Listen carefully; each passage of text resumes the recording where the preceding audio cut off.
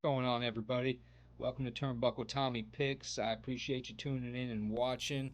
I hope everyone's enjoying their Tuesday evening night of baseball.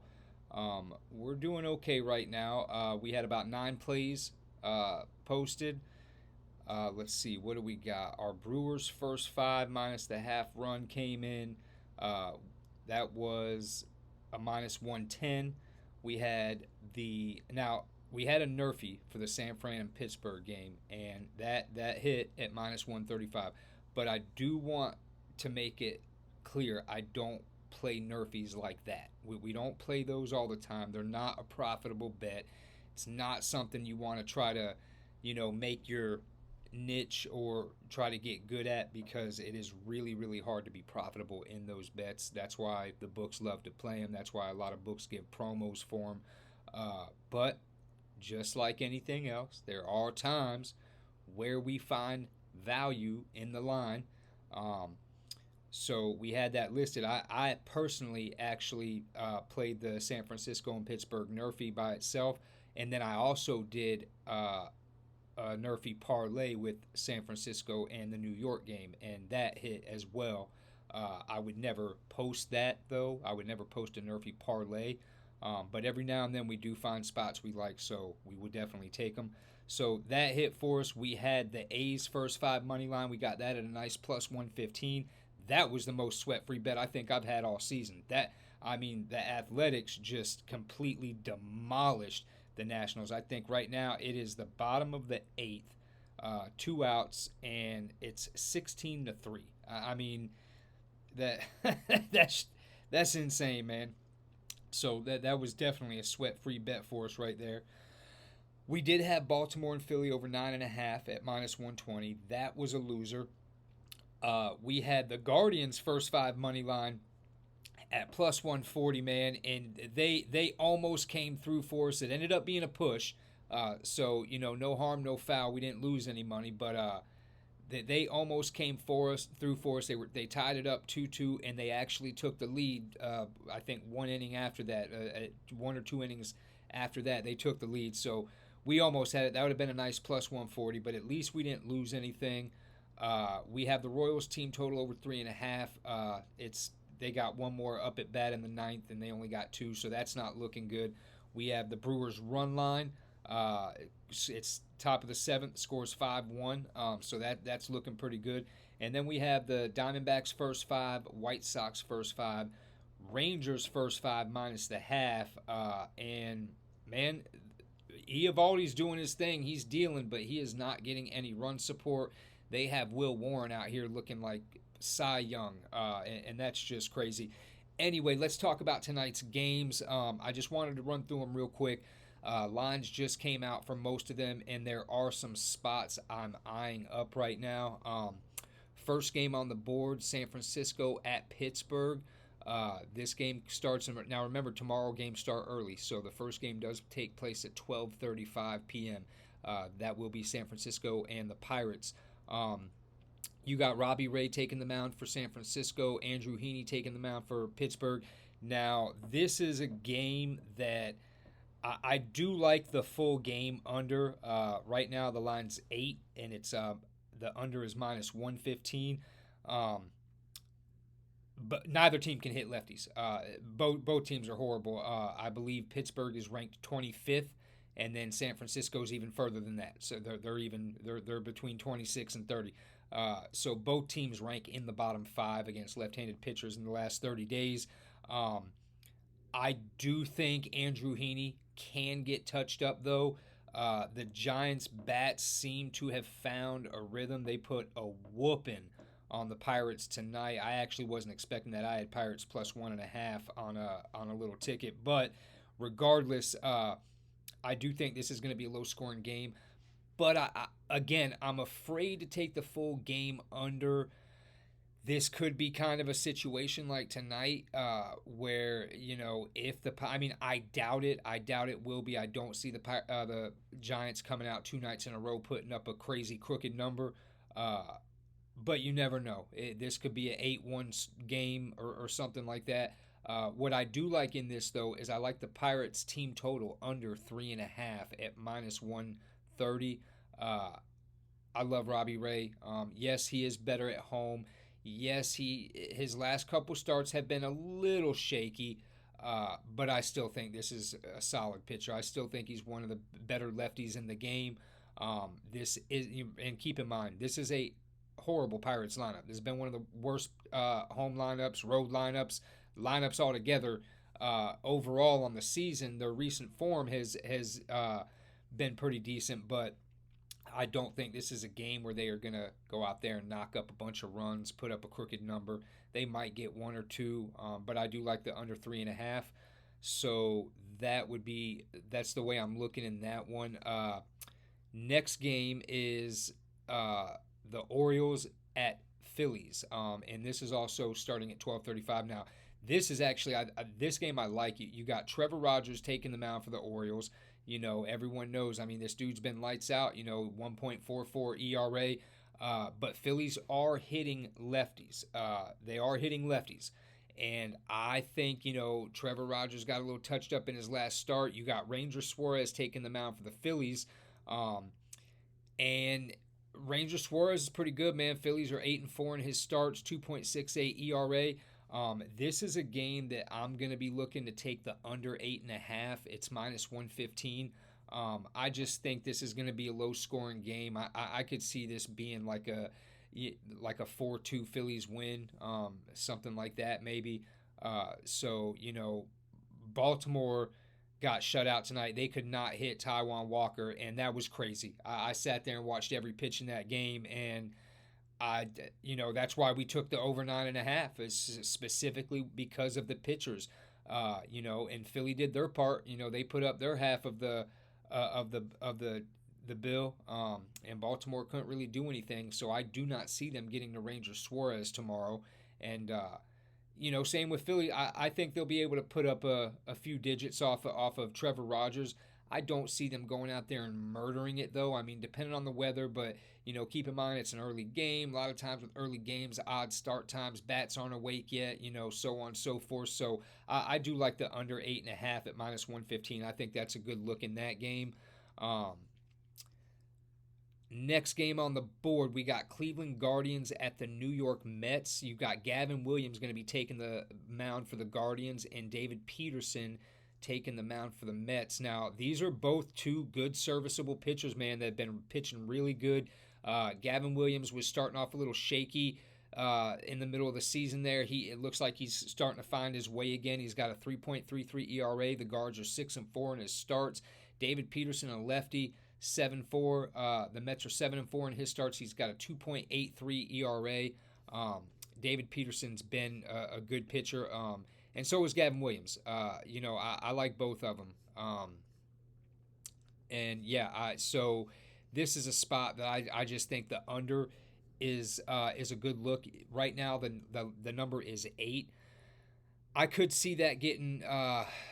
I could see that going down. I could also see some money coming in on the over. So maybe wait. Maybe wait till the morning.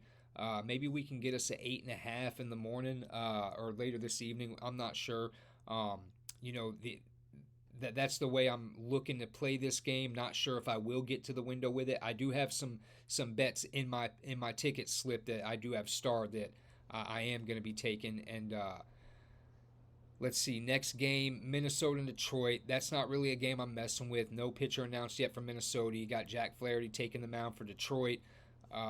Jack looked great in his last game against the Phillies, but anyone who has watched baseball over the years would know that Jack Flaherty owns the Phillies, literally owns them. They have like a team batting average of like 1.67 or 0.167, and that's a huge sample size. I believe Schwarber and Harper have a combined, this was before the game the other day, but they had a combined 32 at bats with one hit, not one hit each, one hit.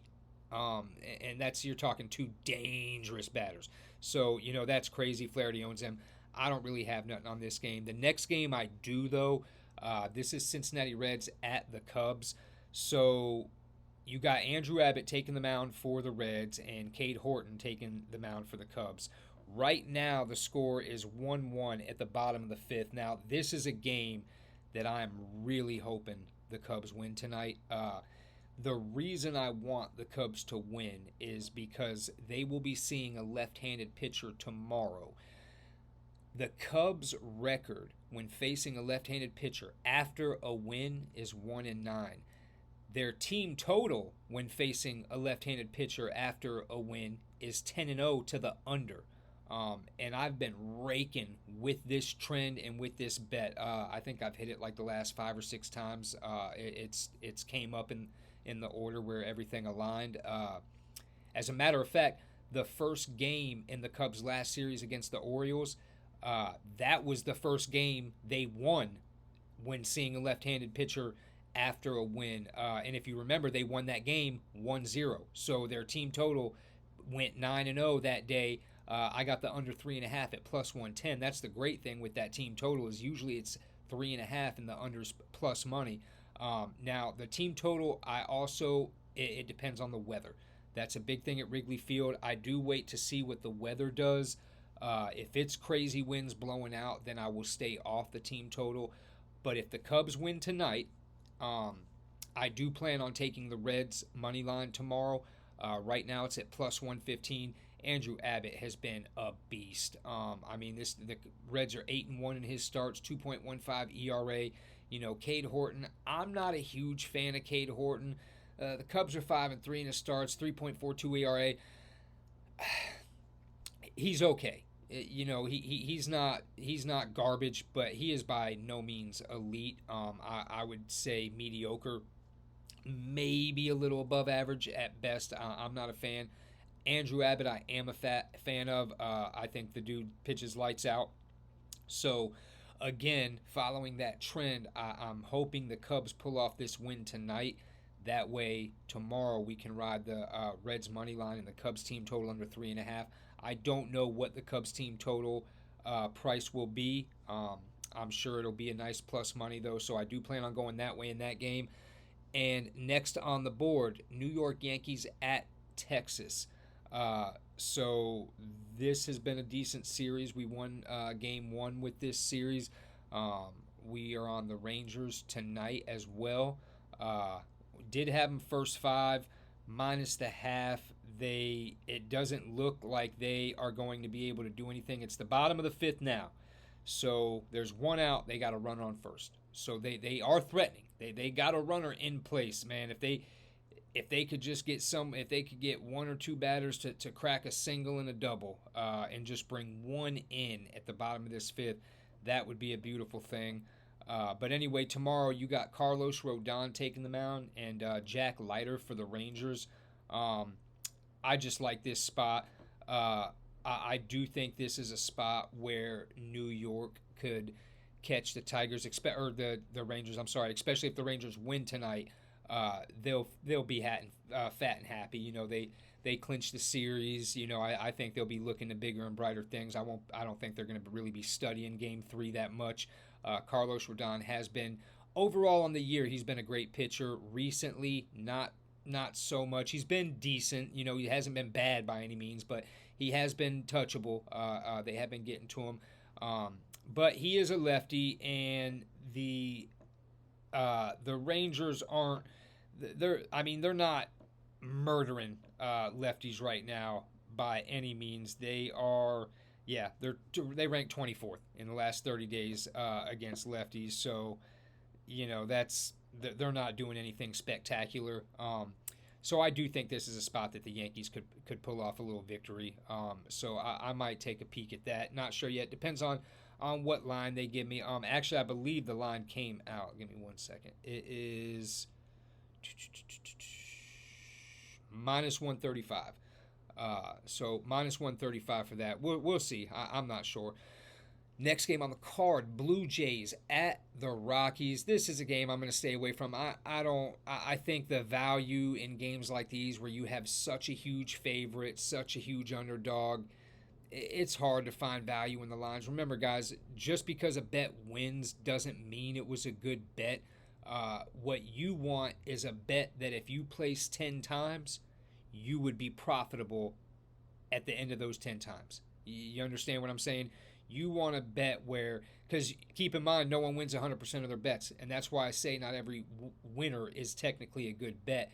Because if you place a bet, let's say it wins, you might have just placed it on the right day. If you place that bet 10 times over and let's say it only won twice, well, then that was a bad bet. Or if you have a bet that you placed, but you placed it at a bad line value, if you placed something that had a bad value to it, you could go 6-4 out of 10. You could win 6 of them, but the profit you make off those 6 wins might not cover those 4 losses. So even though you had a winning record with it, the line value that you were placing that bet at was not a good value, and therefore, you end up being in a loss. You're in the red. You're not sitting pretty in the black. So that's why I say not all winners are winners. So with big games like this, I think it's kind of hard to find value. The one thing I would look at, you got Gausman taking the mound for the Blue Jays and Kyle Freeland taking the mound for the Rockies. I get it. The Rockies aren't good. There are spots to pick them in, and it's nice when you get a win with them in those spots. It does feel good. But Kyle Freeland is probably their most dependable pitcher. He's been in the game a while, man. He's been pitching at Coors for a while, and he can somewhat hold his own there. He has an ERA of 5.26, which, as crazy as it sounds, is actually good for the Rockies. And then Gausman has an ERA 3.99. I would maybe, it's looking like today's game's actually pretty low scoring. It's the bottom of the 4th. It's only 3-2 Blue Jays. Rockies actually have a runner on base with no outs, so it's a lot more tighter than people think, and it's more low scoring. So depending on what the number we get tomorrow is, maybe take a look at the under with these two pitchers. Again, a lot of it depends on the weather, so on and so forth, but I think I'd rather pass on that game. The next game I do like something in, and this is Tampa Bay at the Angels. You got Shane Baz taking the mound for the Rays and Tyler Anderson taking the mound for the Angels. Tyler Anderson has not been good. He's got a 4.49 ERA. The Angels are 2-7 in his starts, but this is a spot that I think he can pull off a W and improve that record to 3-7. Shane Baz, the Rays are 0-3 in his last 3 starts. He's got a 4.79 ERA. He gets touched up, man. He's not that good. And more importantly, Tyler Anderson's a lefty, and right now the Rays are abysmal against lefties. They are not hitting good. They are in the bottom 5. And I just think that this is a spot where Tyler Anderson can look good against a team that is really struggling to get to left-handed pitchers. So I do like the Angels in this spot. Right now you can get the money line at -110. We'll see what happens with the game tonight. The outcome of the game tonight, it's actually getting ready to start, but the outcome of the game tonight could sway that number tomorrow. So as of right now, though, I do like the Angels, and I do plan on getting to the window with them tomorrow. On to the next game. This one, the Cardinals at Dodgers. This is another one. I'm not a fan of how either team has been playing. So in my opinion, when you look at it as a whole, the Dodgers are a better team.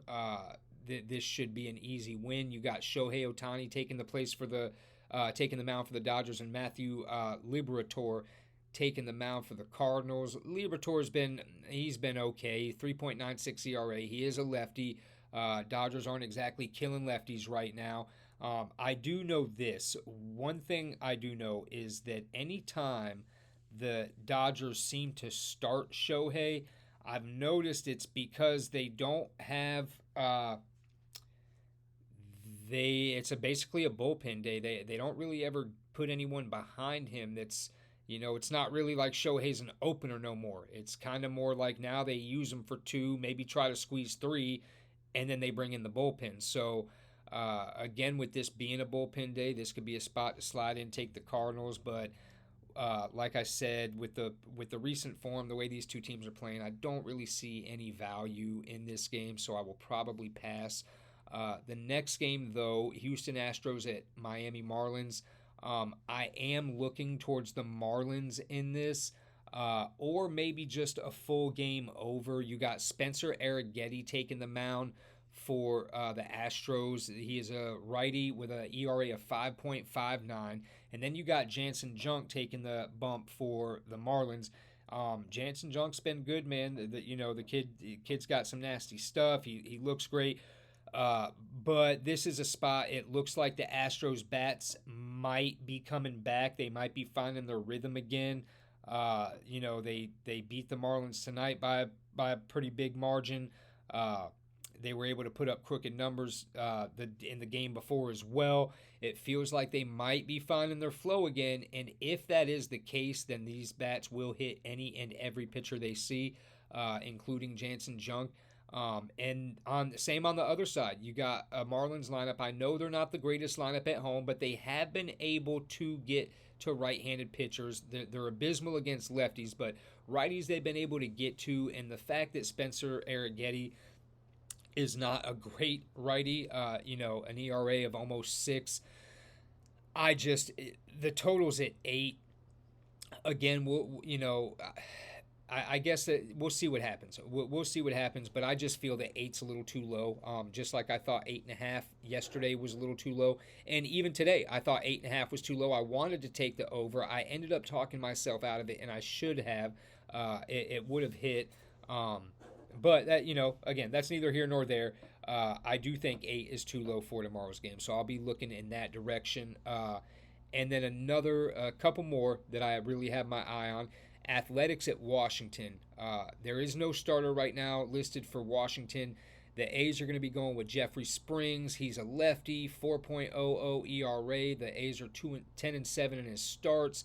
Washington's not hitting lefties. I feel like Washington's just kind of checked out. Athletics are still trying. They're putting in work, and that lineup right now is just killing it, man. They got some dangerous guys in that lineup, some dangerous lefties. And I just think that no matter who Washington brings to the table, I think the Athletics get this win. Right now the money line's minus 120. I don't like taking Athletics at a minus 120.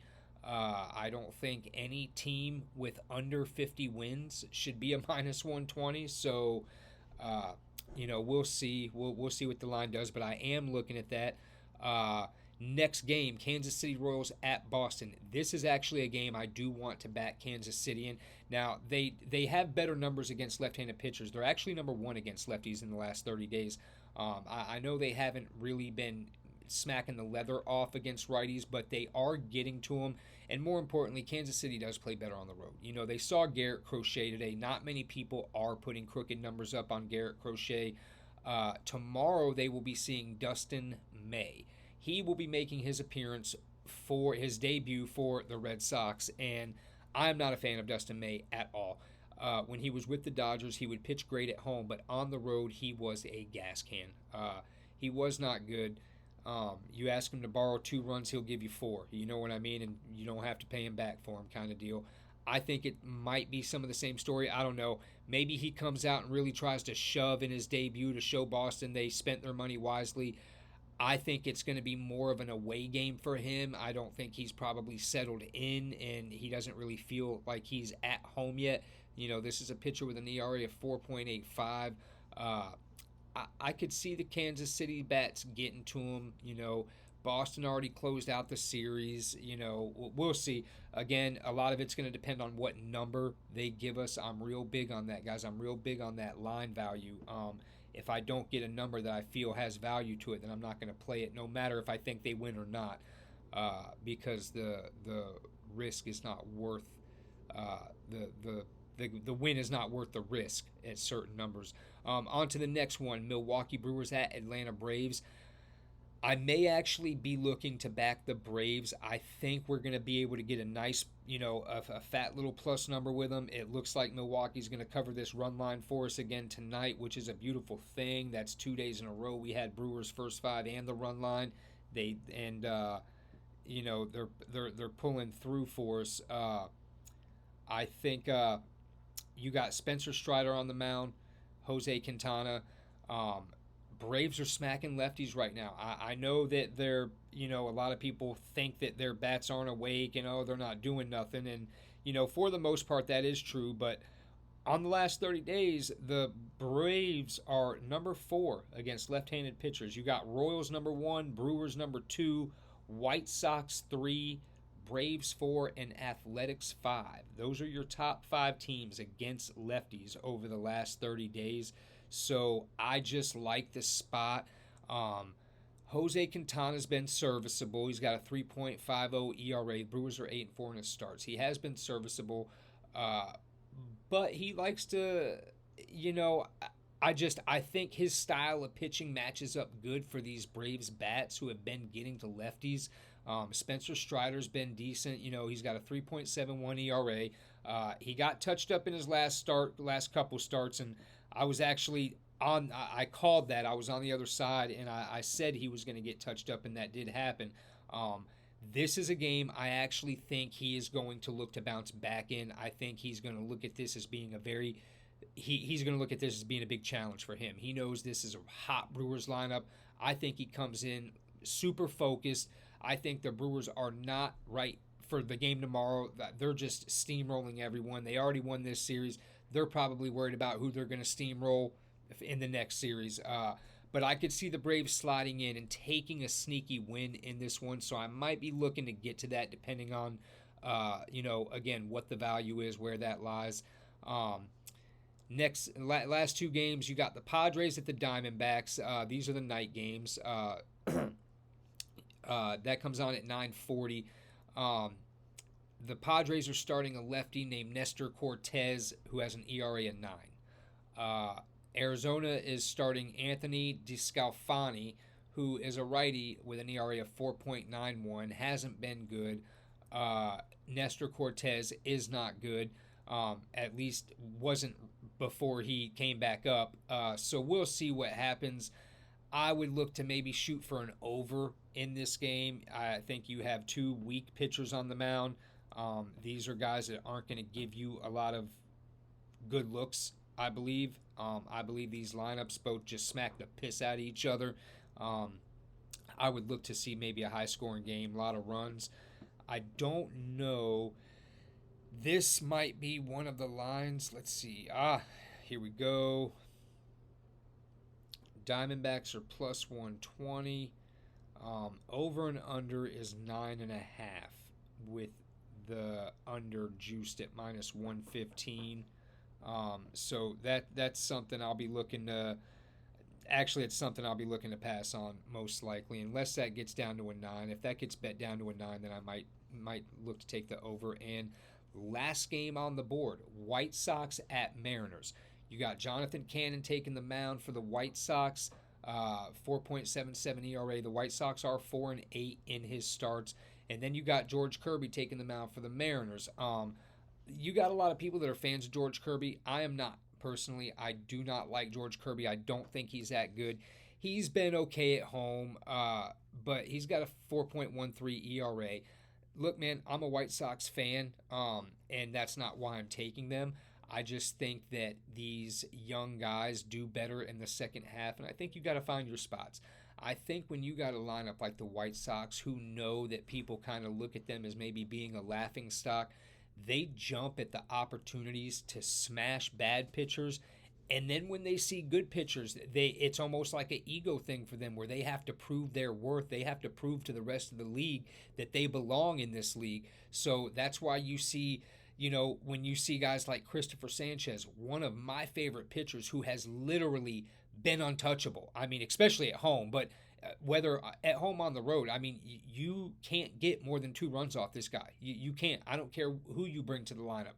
This dude has been nasty, the most consistent lefty in the game, and the White Sox went out there and torched him for 4, like it was breakfast, like it was buffet at the Marriott. I mean, they just ate off of him, and that's what you get when you get these young guys, man. In the second half of the season, they get boosted. They get now they got a day off. They're coming into Seattle.